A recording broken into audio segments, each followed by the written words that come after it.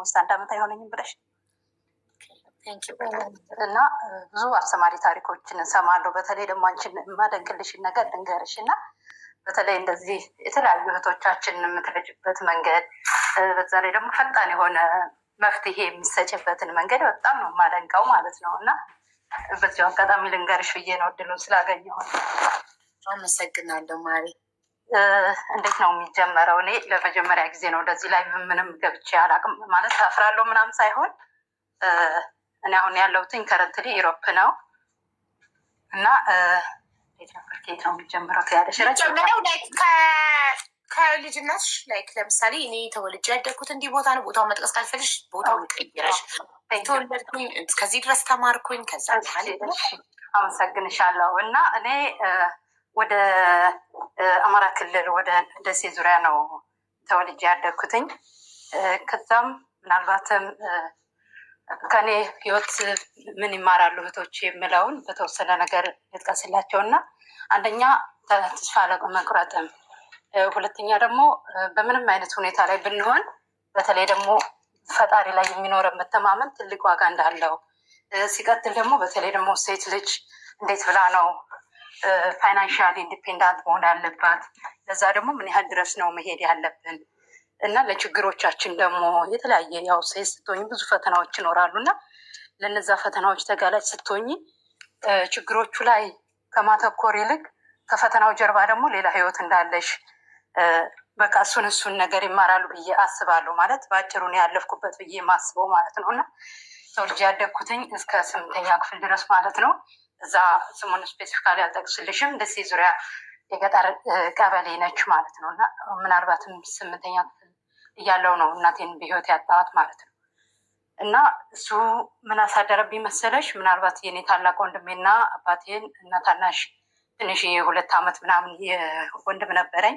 እሱንም ትታው ነው በህይወት አልፋ ያለፈችው። ስለዚህ የቤት ውስጥ ኃላፊነቶች እኔ ላይ ነበሩ ማለት ነው።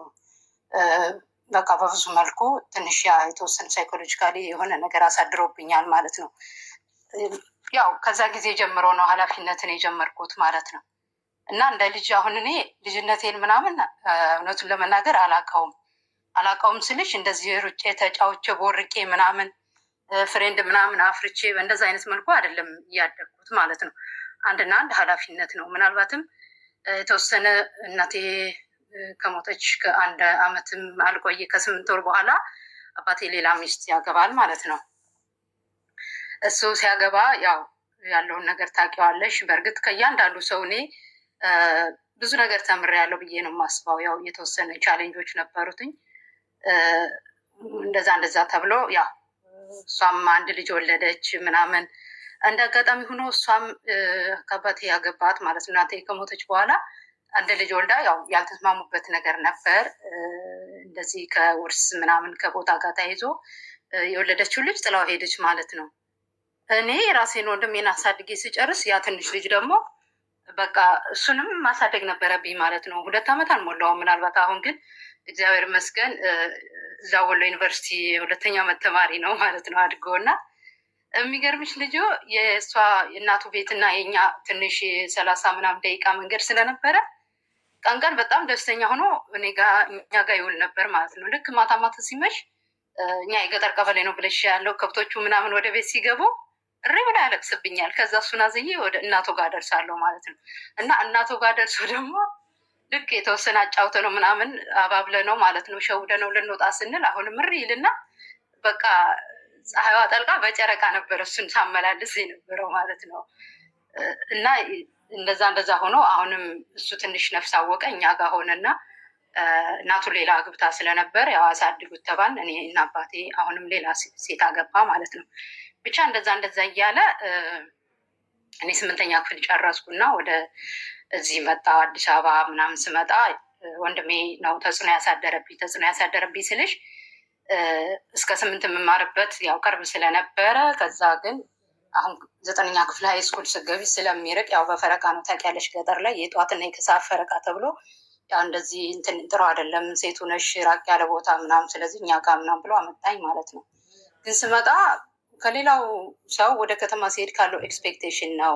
አንደኛ አባቴ በጣም አዝኖ ነበር፣ ምክንያቱም የወንዱንም የሴቱንም ምሰራ ነኝ ለሱ በቃ አይኔ ጠፋ ምናምን እያለ ነበር የላከኝ ማለት ነው። ከዛ በኋላ ግን እዚህ መጥቼ አዲስ አበባ ያለውን ነገር እንደጠበቅኩት አላገኘሁትም ስልሽ አክስቴ ጋር 3 ቀን ምናምን መርካቶ አረፍኩ እና በጣም ወንድሜ ወደ ታች ወደ ደብረ ዘይት ምናምን ነገር ነው የሚኖረው እና ሄድኩ ማለት ነው። ሂጄ ግን 3 ቀን ምናምን ነው የቆየሁት። በደንብ አስታውሳለሁ ማለት ነው። እንግዲህ ዛሬ 12 ምናምን ዓመት ታሪክ ነው ማወራልሽ ማለት ነው።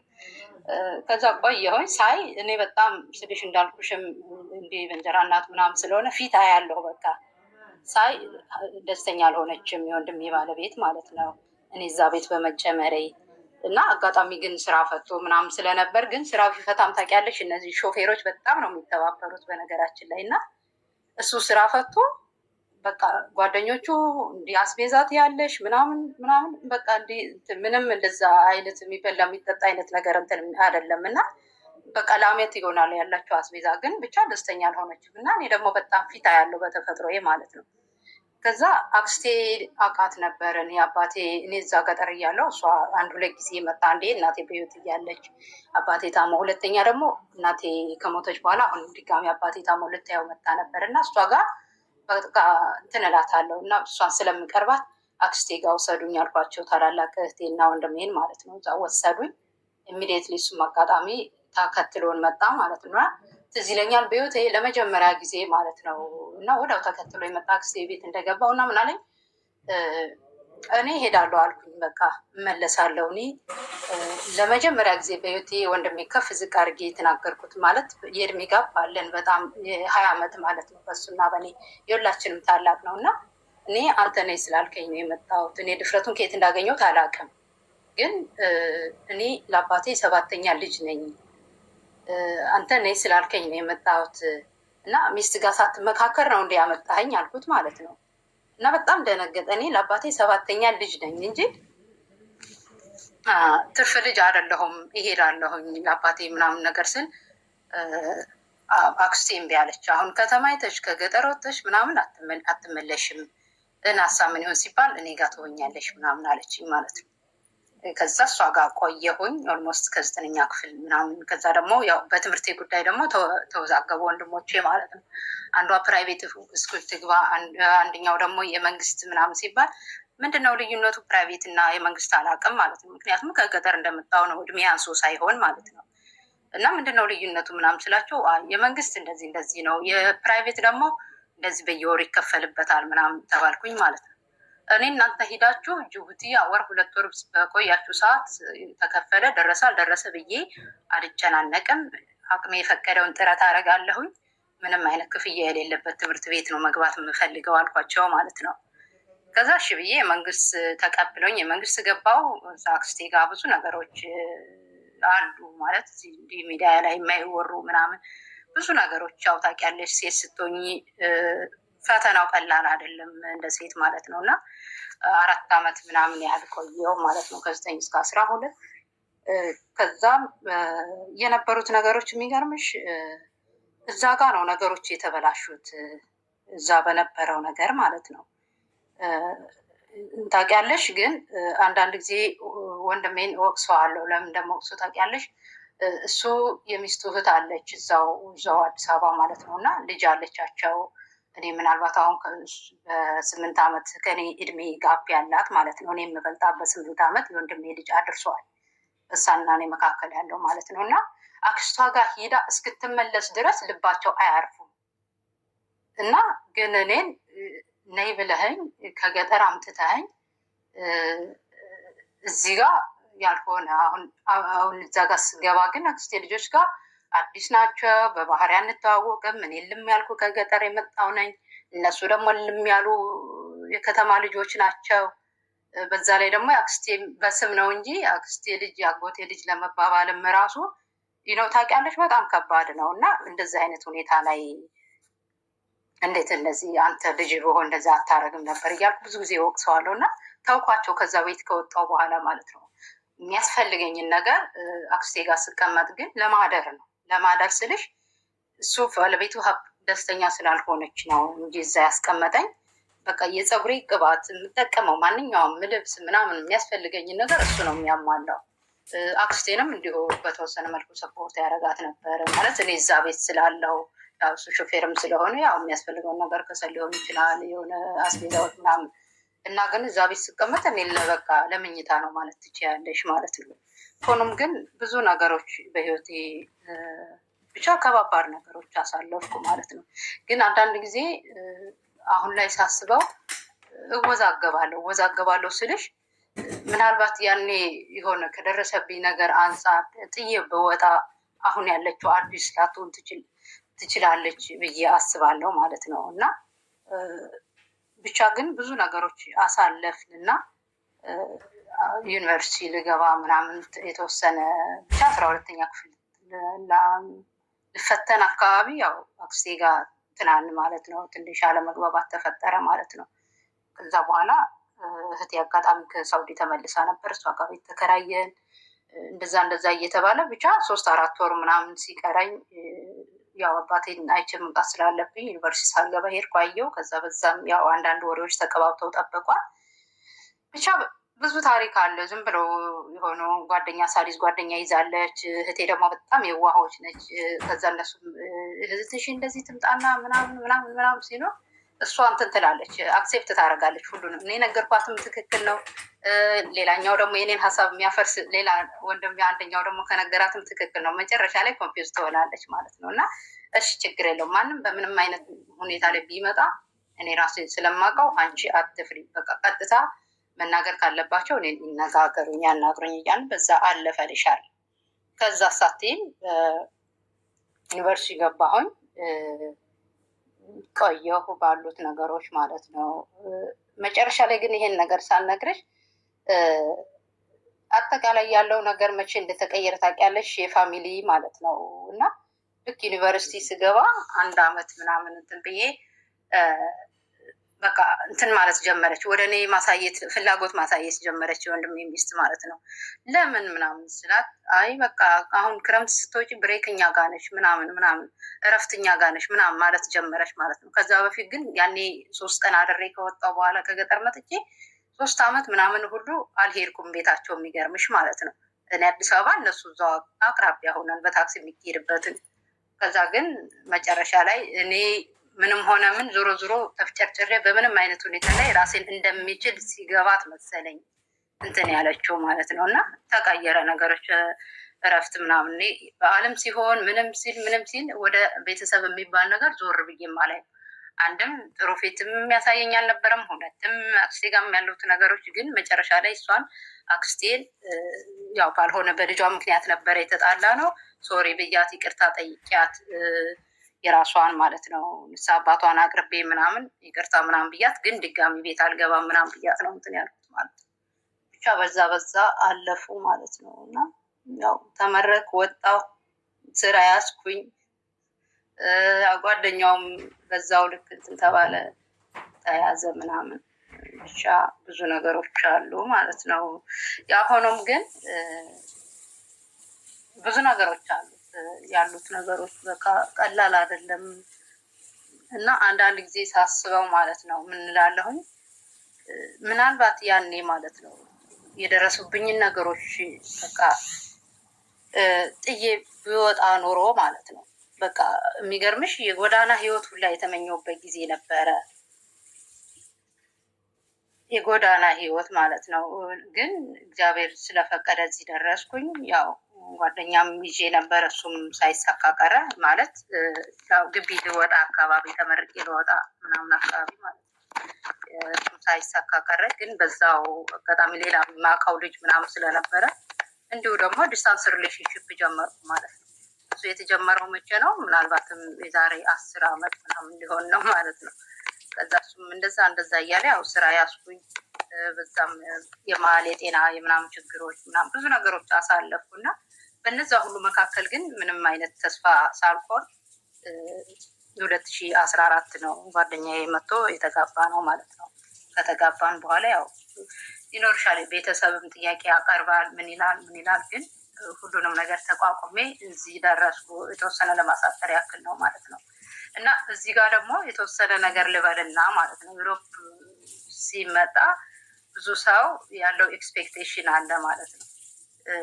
እና እኔ ዩሮፕ እዚህ መጥቼ ራሱ ኢትዮጵያ ላይ አልገጠመኝም፣ እዚህ የገጠመኝ ችግር ማለት ነው። በብዙ መልኩ ትፈተኛለሽ ማለት ነው።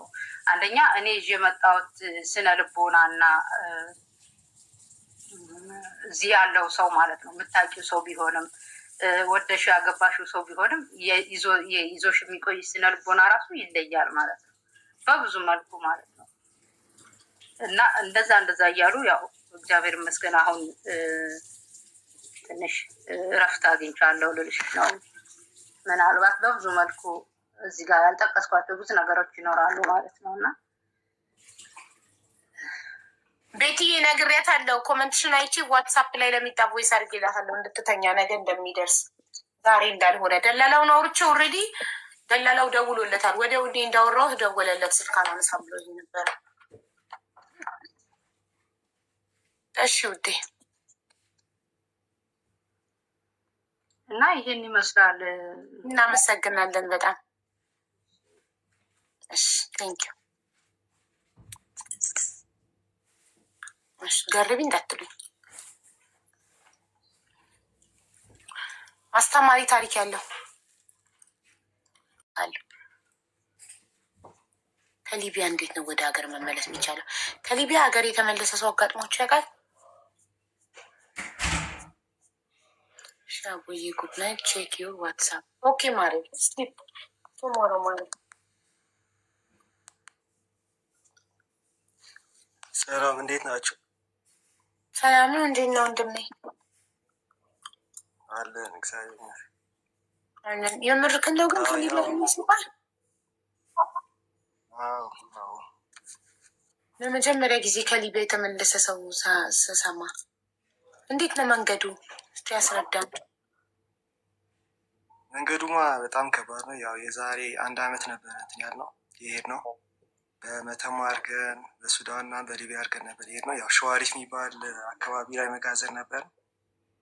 ከዛ 1 ወር ምናምን እዛ መጋዘን ውስጥ እያለን ያው ትንሽ ጮክ በል በደንብ ድምፅክ በደንብ አይሰማም ወንድሜ፣ ድምፅክ አይሰማም። ትንሽ ጮክ በል። ከጅምሩ ጀምር። እንዴት እንደሄዳችሁ ምን እንዳነሳሳችሁ።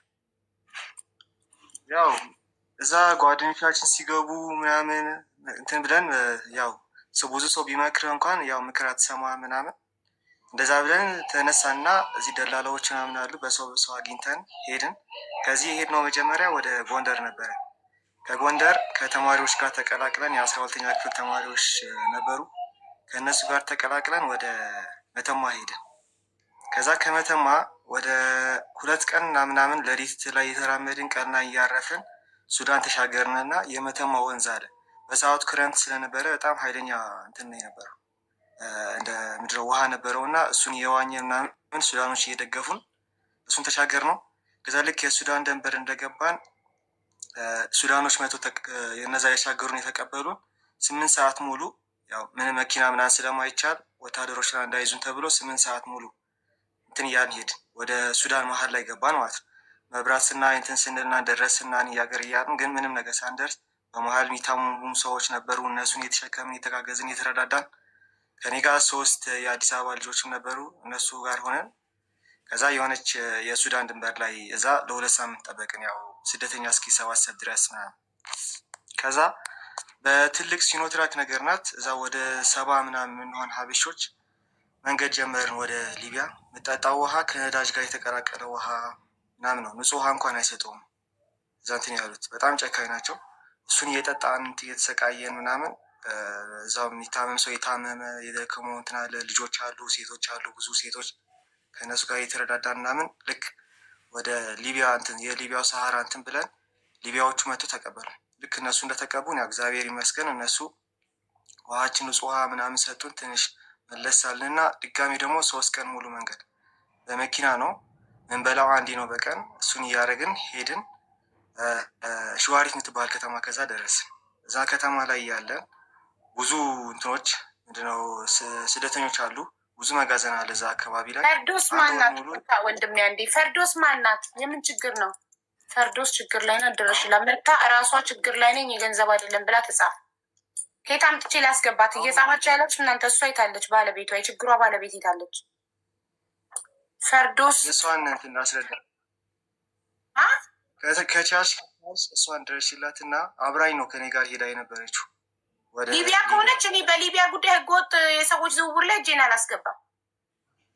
አይደለችም፣ እንደዛ አይደለችም። እሷ የገንዘብ እርዳታ ከሆነ አልችልም። ድምፅ እንድንሆናት ከሆነ ኦኬ። የገንዘብ እርዳታ ግን አንችልም። ድምፅ ነው የምትሆኝ ይባል። አሁን እዛ ሊቢያ ላይ በአጋጣሚ ልጅ ወልዳ ምናምን ያለች እና ልጅ ደግሞ ታማባት ነው ያለችው እና አሁን ለዛ ነው አሁን ለልጅ ሊቢያ ውስጥ ላለ ሰው ወንድሜ፣ እኔ በየወሩ ኢትዮጵያ የምመላለስ ሰው ነኝ። ልጆቼን በስደት የማሳድግ ሰው ነኝ።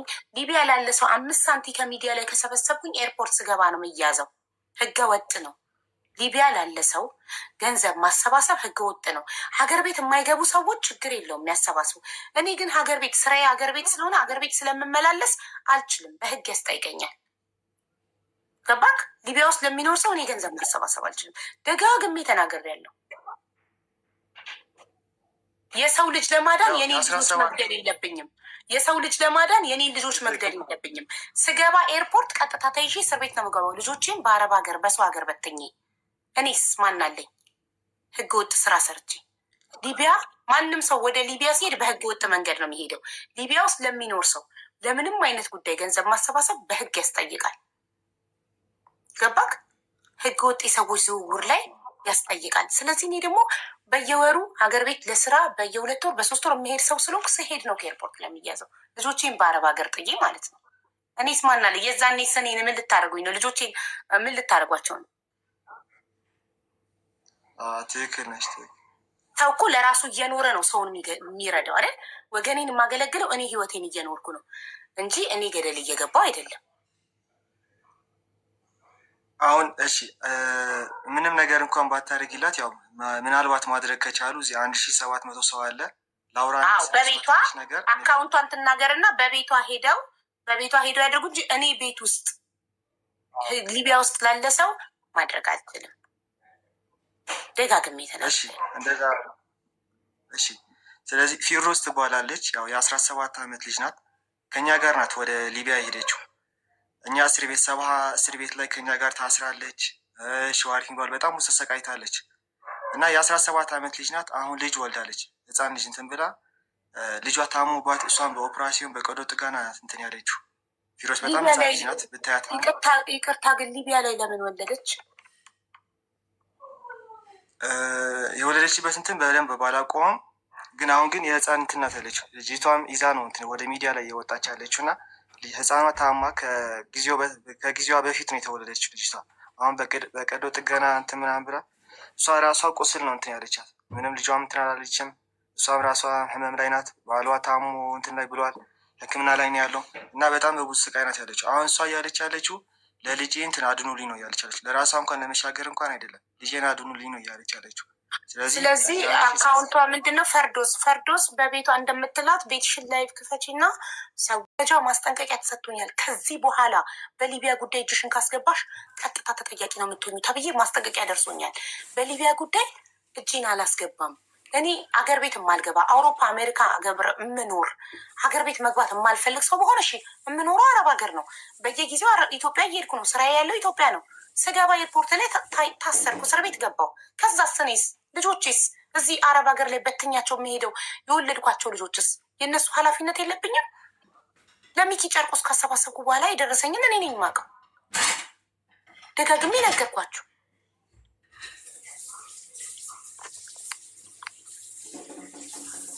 ወንስ ዩ ኢንተር ሚ አም ዩኬ እና ኢፍ ዩ አር ዩኬ ሶ ዋት ኢፍ ዩ አር ዩኬ አንተ ህይወትክ ሴፍ ቦታ ላይ ስለሆነ የሀቢባ ህይወት የሀቢባ ልጆች ገደል ይግቡ። እኔ አረብ ሀገር ላይ ስለሆንኩኝ አንተ ዩኬ ስለሆንክ ማንም ስለማይነካክ ሶ ሀቢባ ገደል ትግባ። ራስሽ እየሞትሽ ሰው አድኝ አይባልም። አንቺ እየሞትሽ ሰው አድኝ አይባልም። ለራስሽም እየኖርሽ ነው የሚባለው። ለሚኪ ጨርቆስ እስከ ዛሬ ነግሬያችሁ አላውቅም። ዛሬ በጣም ስትረስ ስላደረጋችሁ ፑሽ ስላረጋችሁኝ እኔ ነገርኳችሁ። ሚኪ ጨርቁስ እንደዛ ታሞ ደም እየሸና ለእሱ እርዳታ አሰባስቤ ምን እንደደረሰኝ እኔ ነኝ የማውቀው።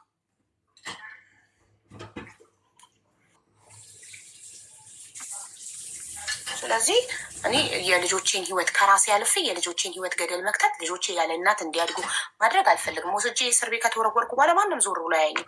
አንድ ሁለት ቀን ሀቢባ ብላችሁ ተረሱኛላችሁ። በሶስተኛው ቀን ማን ነው የሚጎዳው? ልጆቼ ብቻ ናቸው እኔን ቢያጡ የሚጎዱት። ሀቢባ ሄደች፣ ሌላ ሀቢባ ትመጣለች ቲክቶክ ላይ፣ ምንም ችግር የለም። ሁለት ቀን ሀቢባ የምትባል ሴትዮ ነበረች፣ ጥሩ ነበረች። ከዛ አስጣፋች፣ አለቀ። ማንም አያስታውሳት። ለልጆቼ ግን ልኖርላቸው እኔ እናታቸው። ስለዚህ ነገርኳችሁ። ስደቡኝ፣ እንደፈለጋችሁ ፎቶ የለጥፋችሁ በሉ።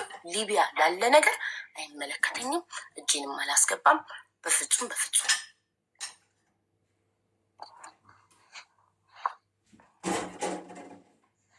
ኮመንቱ ነፃ ነው። እንደፈለጋችሁ ስድባችሁን መጻፍ ትችላላችሁ። ወደ ታሪካችን እንመለስ። እሺ፣ ወደ ወንድማችን ታሪክ። እሺ፣ ቀጣው። ከዛ ያው እንደነገርኩሽ ሸዋሪት የሚባል መጋዘን ላይ ደረስን። እዛ መጋዘን ላይ እንትን እያለን ያው ሁለት መጋዘን ላይ ሄድ ነው። የመጀመሪያ የነበርነው እንትን ላይ በጣም የሚያሰቃይ እንትን ደላላ ነው የነበረው። በሰው ህይወት ምናምንም እንትን ማይመስለው በቃ ሀበሻ ነው። ሲገርፋ ሰው ቢሞትም ባይሞትም ምንም አይመስለውም። ከዛ እኔና አንድ ከኔ ጋር የነበረው ከዚህ ከኢትዮጵያ አበሻው ደላላ ነው ወይስ ደላላ ነው አበሻው የሚገርፈው ወይስ ለገራፊነት ተቀጥሮ? እንትና ዋናው ነው እሱ ደላላ ነው። እዛ እንትን ላይ አለ ብዙ አሉ፣ ካቦ አሉ፣ ሀበሻ አሉ፣ ብዙ ላይ እንትን አለ። ማነው ካቦ አለ፣ ሰምሳሪ አለ፣ ብዙ እንትን አለ። እና እኛ ከእነሱ መካከል እነዚህ ብር የላቸውም እና በቃ ይሄዱልኝ ምናምን ነገር ብሎ ሌላ እንትን ላይ ደላላ ሸጣል። ከዛ ወድቀሽን ይባላል አንድ እንትን እዛ እንትን ላይ ሄድን። ከእሱ ጋር ሆነን አንድ ወር ላይ ምናምን ከእሱ ጋር እንደቆየን የቱርክ ወታደር መጣና የሁሉም መጋዘኖቹ እንትን ማድረግ ጀመረ። ማፍረስ ምናምን ጀመሩ። የሚያዝም እየተያዘ የቱርክ ወታደር ሊቢያ ውስጥ የቱርክ ወታደር እዛ ሸዋሪት የሚባል ቦታ ማለት ነው። እሺ ከዛ እነሱ እንትን አደረጉንና ወደ ሌላ ቦታ ከዛ ተወሰድን ተደብቀን ማለት ነው እንዳይዘን ተብሎ። ወንድሜ ሚዩት አድርግ ተራክ እስኪደርስ ወንድም አለም ተራክ እስኪደርስ ሚዩት አድርግ። አሁን ነው የገባኸው።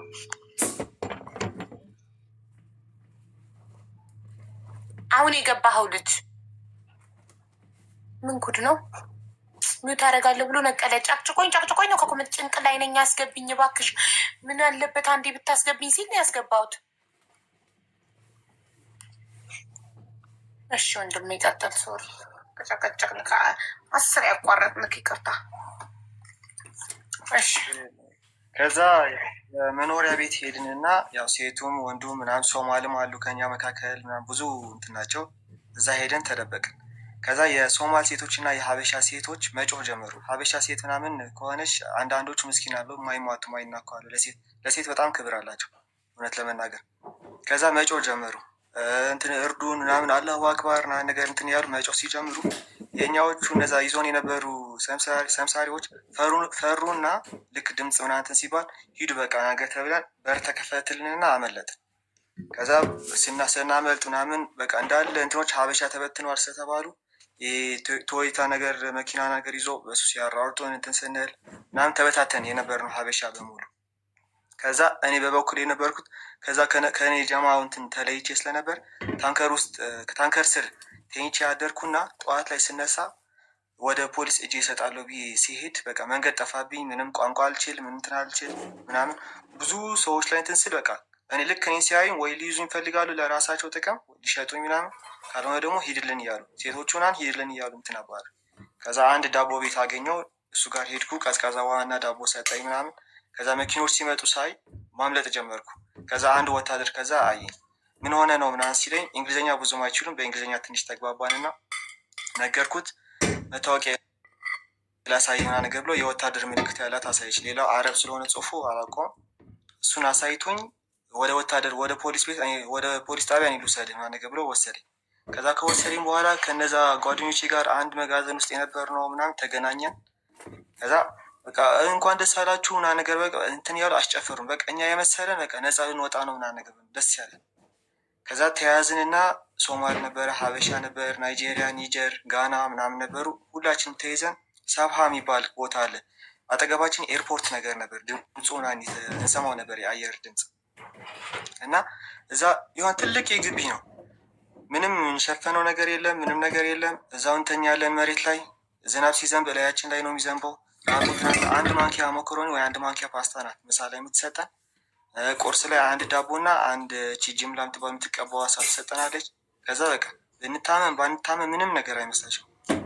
አብዛኛው ሰው ያጣ ነው እዛ ቦታ ላይ ሲሆኑ፣ ብዙ ሰው መሞት ምናምን ሲጀምር፣ አንዳንዱ ስራ ብሎ ሲመጣ ሁሉም ሰው እየተገረፈ፣ ስራ ከሄድክ ያው ትንሽ ምግብ ስለምታገኝ ተብሎ እየተገረፈ ምናምን ይጀምር። ከዛ የሁሉ መከራ ሲበዛ ሰው እየዘለለ ማምለጥ ጀመረ። ከዛ ከነበርንበት ግቢ ማለት ነው። ትልቅ የግቢ ነው። ብዙ ዜግነት ያላቸው ናቸው የነበሩት። ከዛ ኤርትራ ኢትዮጵያውያን ተባብለ ነው የምትከፋፈለው። ልክ 3 ወር 4 ወር ወደ 4 ወር ከቆየን በኋላ አብዛኛው ሰው እያመለጠ እየገባ ምናምን እንትን ሲል እኛ ደግሞ ማምለጥ ጀመርን። ዘለል ከኔ ጋር 3 ልጆች ምናምን ነገር ነበርን። አመለጥንና እየሄድን እያለ አንድ ልጅ ነበር ከኛ ጋር አረብ የሚያወራ እሱ። ከዛ ለአንድ ሊቢያዊ ታክሲ ይጠራልንና የፈለግከውን ያህል እንከፍልሃለን ወደ ትሪፖሊ ውሰደና ነገር ሲለው፣ እሱ ደግሞ ችግር የለውም 30 ደቂቃ ብቻ ጠብቁኝ ነገር ብሎ ከዛ ታክሲ መጣልን። ወደ ትሪፖሊ እየሄድን ነው ብለን ስናስብ እኛ ወደ ፖሊስ ጣቢያ ወሰደን ድጋሚ። አስቢ። ከዛ 4 ወር እንትን ብለን ታስረን አምልጠን ተገላገልን እያልን ድጋሚ ወደ ፖሊስ ጣቢያ ስንወሰድ፣ ከዛ ከፖሊስ ጣቢያ ተወዘን ወደ 3-4 ፖሊስ ጣቢያ ወሰዱንና እንትን አደረጉን። ምንድነው ብራክሻት የሚባል የእንትን መመለሻ ሀገር ነው። ብራክሻት የሚባል ወደዛ ተመደብን። ኢትዮጵያውያን ከኛ ጋር የነበሩት እዛ ዘለን አምልተናቸው የመጣ ነው። እኛ ጋር መጡ። ሶማልም ነበሩ። የሚሰጥሽ ከ5 ሁን ይባልና ጠዋት ላይ ወደ 12 ሰዓት ምናምን ወይ ፓስታ ወይ መኮረን ትሰጥሻለች ለ5 ሰው። ከዛ በኋላ ደግሞ ማታ ድጋሜ ወይ ልትታለፊ ትችላለሽ 11 ሰዓት ላይ ማነው 5 ሰዓት ላይ ወይ 6 ሰዓት ላይ ደግሞ ይመጣልሻል። ከታለፍሽ ታለፍሽ ነው በቃ ምንም አያገባቸውም እነሱ። ከዛ ከቤተሰብ ጋር እየለመንክ ብር እንትን ላኩልኝ ነገር ብለህ ለምግብህ ለምናምን ታስልካለህ። አሁን ለምሳሌ $100 ካስላክ በኢትዮጵያ በሰዓቱ 14,000 ነበረ። 14,000 ብር ስናስልክ ወደኛ እጅ የሚደርሰው $7,000 ነው። ፖሊሱ ግማሽ ይወስደዋል። ከዛ ከውጭ ነው አምጥቶ የሚሸጡልን ዳቦ ምናምን በእጥፍ ሲሸጡልን ምናምን በቃ የሚታመምና የሚሞት ሰው በዛ። እንደዚህ ሆና ስንላቸው የራስ ጉዳይ ሂድ ምናምን ነገር ተብለ በቃ። ከዛ ይህ ሁሉ መከራ ሲሆን የኢትዮጵያ ኤምባሲ መጣና አንድ ቀን ነው ምዝገባ ማካሄደው፣ ትመለሱ ከሆነ ተመለሱ፣ አለበለዚያ ግን ምንም ነገር። ኤምባሲ አለ እንዴ ሊቢያ? የኢትዮጵያ ኤምባሲ አለ እንዴ ሊቢያ? ግብጽ መጣ። ከግብጽ መጡ። ማን ላከላችሁ? ማን ድምፅ ሆኗችሁ? ማን ላከላችሁ? እነዚህ IOM ምናምን የሚባሉ ድርጅቶች ዩኤን እንደ ዩኤን ማለት ነው። IOM የሚባል ድርጅት የለም እኮ ድርጅቱ። ታዲያ ሄዱ ለኢትዮጵያ ኤምባሲ ያሳወቀላችሁ? IOM ከዛ በሱ መሰረት ነው እኛ የተመለስ ነው። ከዛ እንትን አደረጉልንና አንድ ቀን ነው እድል የምንሰጣችሁት፣ ከተመዘገባችሁ ጥሩ፣ ካልተመዘገባችሁ የራሳችሁ ጉዳይ፣ እዚሁ እንትን ትላላችሁ፣ እኛ ምንም ነገር ማድረግ አንችልም ተባለ። ከዛ አብዛኛው ሰው ተመዘገበ ምናምን፣ ሰው በዝቶ ወደ መጨረሻ አካባቢ የነበሩት ወረቀት አልመጣላቸው። ወረቀት መተውልን ራሱ መንግስታችሁ እንትን እያለ አየር አልክም እያለ እንትን አይባላችሁ ምና ነገር እየተባለ ድጋሚ ደግሞ 3 ወር ቆየን። በዚህ መካከል የሚታመም ሰው አለ፣ የሚሞት ሰው አለ ምናምን። ከዛ የአዲስ አበባ ልጆችና ኦሮሚያ ክልል ላይ የሆናችሁ ሀገራችሁ አካባቢያችሁ ሰላም ስለሆነ እናንተ ቅድሚያ ትመጣላችሁ ተብለን እኛ መጣን። ከዛ ከኛ በኋላ ደግሞ አሁን ትግራይ ወደ አማራ ክልልና ነገር ያሉት ደግሞ ሀገራችሁ ሰላም አይደለም ትንሽ ትቆያላችሁ ተባለ። ከኛ በኋላ እነሱ ደግሞ ከ4 ወርናን ቆይቶ ደግሞ መጡ። እዚህ ከመጣም በኋላ ከስንት መከራ በኋላ ምናምን ያው ትንሽ ብር ኤምባሲ መጥተው አንድ ቀን ነው እድል የምንሰጣችሁ፣ መመዝገብ የሚፈልግ ይመዝገብ ሲባል አልመዘገብም ያለ ሰው ነበረ እዛ ውስጥ። የማት ብዙ ነው። ሞትን መረጡ ማለት ነው። ቢሞቱ ውስጥ እዛ ውስጥ በራቡ በስቃዩ ምኑ። አሁን እኔ የተመለስኩበት ምክንያት ያው ያን ያህል ብዙ ወጪ ስላላስወጣው ነው። ቤተሰቦቻቸው የመጋዘን ቤት ሸጦ እንትን ያላቸው የከፈሉላቸው አሉ። አስቢ አሁን ቤት ዋቴቨር እነሱ በህይወት መመለስ አይሻልም ማለት ብንሞትም እዚሁ እንሞት ብለው ወስነው ነው በቃ። ምክንያቱ የቤተሰብን ቤት አሽጠ ስትመለስ ያለው ሞራል አስቢ። ይሁና አትሊስት በህይወት ቢኖሩ አትሊስት በህይወት እንዴ ስንት የሚሞታል አይደል? ሊቢያ እስር ቤት ውስጥ ከመሞት እድሉን አግኝተው የመመለስ እድሉን አግኝተው የተሸጠውን መሬት አስበው ከሞትንም እዚሁ እንሞት ይላሉ። ያው ከዛ በኋላ አሁን በስልክ ምናምን ስንገናኝ ምናምን ምንም ተስፋ ሲያጡ እንትን ሲሉ ምናምን እነሱም ልክ ከዛ ከመጀመሪያ እስር ቤት እንዳመለጥ ነው እዚህም ማምለጥ ተጀመረ። ከዛ ወደ 60 ሰው ምናምን ሲያመልጣቸው 180 ሺህ እያስከፈሉ ነፃ ለቀቋቸው ማለት ነው። ወታደሮቹ ሂዱ በቃ ወደ ትሪፖሊ ተባሉ። አሁን ትሪፖሊ ላይ ናቸው እንትን ያለ እና እኛ የተመለስነው ምክንያት በዚህ ምክንያት በሰው በነፃ እየጠፋ ከእስር ቤት ሲያስቸግራቸው የቀረውን እያስከፈሉ መልቀቅ ጀመሩ። ምክንያቱ እነሱ ቢዝነስ ነው የሚፈልጉት፣ በየት በኩል ብር ይገኛል ነው የእነሱ። ወደ ሀገር ስለሆነ ከአንተ ጋር ስንት ሆናችሁ ተመለሳችሁ? ከአንተ ጋር የተመለሳችሁ ሰዎች ስንቱ? በፕሌን ነው ከዛ ከነበር ነው ወደ ሰባ በመኪና በባስ ሄድን እና ከሰባ ወደ ትሪፖሊ በፕሌን ከፕሌን ወደ ግብፅ ከግብፅ ደግሞ ወደዚህ የግብፅ አየር መንገድ ናቸው እንትን ያሉት እና IOM የሚባለው ድርጅት እነሱ ናቸው ፕሮሰሳችን አንጨርሶ እንትን ያሉልን። ኧረ ጊዜ ሊስጣቸው 5 ሰዓት ትከፍሉ አይደል? የፕሌናችሁን የትኬታችሁ ተችላችሁ ምንም ነገር የከፈልነው ነገር የለም። ብዙ ናችሁ የተመለሳችሁት? የመጀመሪያ ዙር የተመለስነው ወደ 72 የሚሆን ሰዎች ነው። አዲስ አበባና ኦሮሚያ ክልል ተብለን የተመዘገበ። ሁላችሁም ግን ከ72ታችሁ ማለት ሁላችሁም ብዙ ወጪ ያላወጣችሁ ስለሆናችሁ ነው ወይስ ብዙ ወጪ ማውጥቶ ግን ህይወቱን ለማትረፍ የተመለሰ ሰው አለ? ብዙ ወጪ አሁን ከፍሎ ከኔ ጋር የተመለሱ አሁን አሉ። ለምሳሌ መሻገሪያ ከተመለሳችሁ በኋላ አይደለም የመጋዘን 2 አይነት ክፍያ ነው የምትከፍለው። መጋዘን ሆነ የሰሃራውን ትከፍላለህ፣ ትሪፖሊ ሆነ ደግሞ የባህር ትከፍላለህ። ሌላ 2 አይነት ክፍያ። አንተ የመጋዘን አልከፈልክም ማለት ነው? ትንሽ ነበር የከፈልኩት። ከፍያ ጀምር ያለው ግን ያን ያህል ግን አልጀምርም። ብዙም እንትን አላልኩም ነበር። 1 ወር ብቻ ስለሆነ የቆየሁት ማለት ነው። ከዛ አሁን እዚህ ከተመለሳችሁ በኋላ እንደዚህ እናደርግላችኋለን፣ እንደዚህ አይነት ብር እንትን እናደርግላችኋለን ተብሎ ተስፋ ስለተደረገልን ለዛ ነበር አብዛኛው ሰው የተመለሰው። ሰርተንም ቢሆን ቤተሰቦቻችን እንትን እንረዳለን ተብሎ ማለት ነው። አሁን ቃል የተገባልን ወደ $2,300 ዩሮ ነበረ። እዚህ ከመጣም በኋላ 1,000 ዩሮ ሰጡን ማለት ነው። እሱም በቂ ነው። ያው እግዚአብሔር ይመስገን። በባዶ ቢሆንም እንተረጋለን። ኧረ ጊዜ ሊስጣቸው። ጭራሽ እንደውም በነፃ ትኬት ትችለውም ወደ ሀገራችሁ እየመለሷችሁ ኢትዮጵያ ከገባችሁ በኋላ 1,000 ዩሮ ሰጧችሁ። ምን አይነት የተባረከ ድርጅት ነው ግን? ምን አገባው ታዲያ? ስለ ኢትዮጵያ ምን አገባው? ስለ ኢትዮጵያ ወጣት አስበዋል? ትኬታችሁን ነፃ ችለው ሀገራችሁ መልሰዋችሁ እንደገና 1,000 ዩሮ ሰጥተው ደግ ናቸው በጣም። ከዛ እሺ እናንተ ከሄዳችሁ በኋላ የቀሩትን በስልክ ከተገናኘ ስልክ አላችሁ እስር ቤት ውስጥ ሊቢያ? ይሄ ለማስደዋወል ምናምን ነገር ብለህ እንትን አሁን ከቤተሰብ ነበር ብር የምናወርደው አላልኩሽም? ከፖሊሶች ጋር ከወታደሮች ጋር አሪፍ ከተግባባሽ በ600 ዲናር ምናምን ስልክ ያመጡልሽ እና ከዛ ዛ ማደዋወል ትጀምሪያለሽ ለቤተሰብ። ከዛ ብር ምናምን ላኩልኝ ራበኝ ምናምን ነገር ብሎ ሲደውሉ አንድ ሰው ሲያስደውል 50 ዲናር ያገኛል፣ አስደዋዩ ማለት ነው። ፖሊሱ ደግሞ 250 ዲናር ያገኛል። እስር ቤት ውስጥ የእስር ቤት ቢዝነስ ማለት ነው። ፖሊሶች ናቸው። አሁን ውጭ ላይ ዳቦ የ5 ዲናር 30 ዳቦ ምናምን ሲሸጥ እኛ ጋር 8 ዳቦ ምናምን ነበር የሚሸጡልን። እነሱ በየት በኩል ነው ብር የምናገኘው ነው እንትን የሚሉት። ከቤተሰብ አሁን 14,000 ስታስልክ